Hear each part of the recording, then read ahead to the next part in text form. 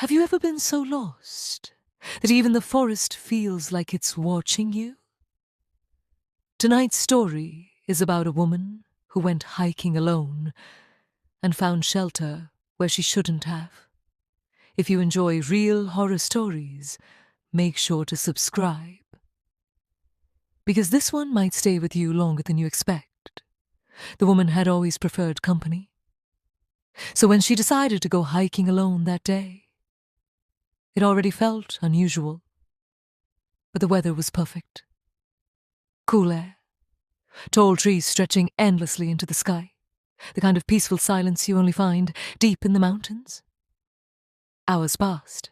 She walked, explored, and for once enjoyed the solitude. No distractions, no noise, just her and nature. By the time she checked her watch, nearly 8 hours had gone by.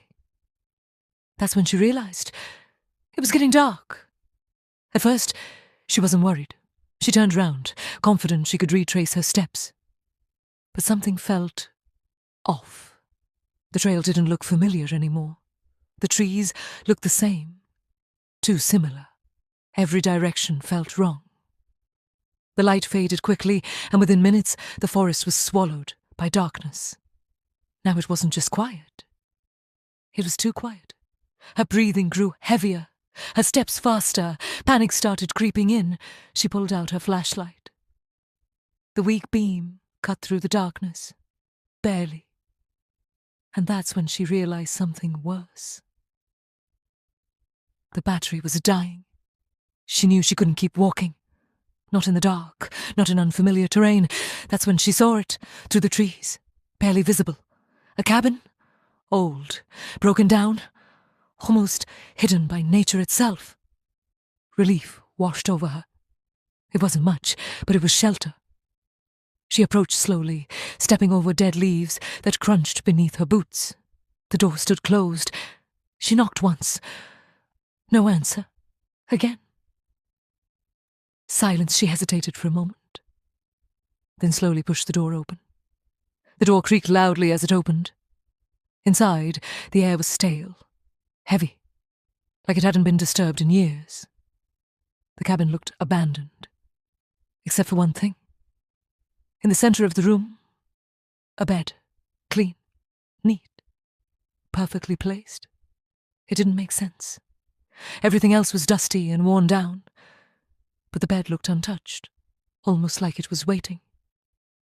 She swallowed her unease. It's just a coincidence, she told herself. She was exhausted, cold, and out of options. If the owner returned, she'd explain, if there even was an owner. So she lay down. As she tried to rest, something caught her attention. The walls, paintings, dozens of them, portraits of people, men, women, children, all different, but all the same in one way. They were smiling. Not normal smiles, wide, unnatural, almost forced. And every single one of them seemed to be staring directly at her. She turned her head away, closed her eyes, tried to ignore it, but the feeling wouldn't go away. That sensation. Like she wasn't alone, like she was being watched. Minutes passed, then eventually exhaustion took over, and she fell asleep. Morning came quickly. Sunlight touched her face. She opened her eyes slowly, relieved to be alive. For a moment, everything felt normal again, until she sat up and looked around the room. Her heart dropped.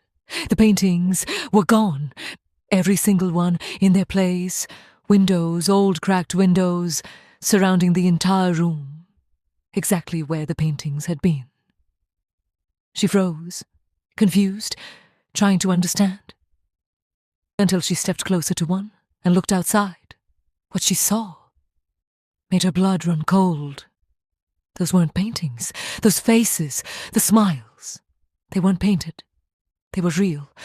And last night, they weren't outside the cabin. They were looking in. Sometimes, when you think you've found shelter, you've actually been found.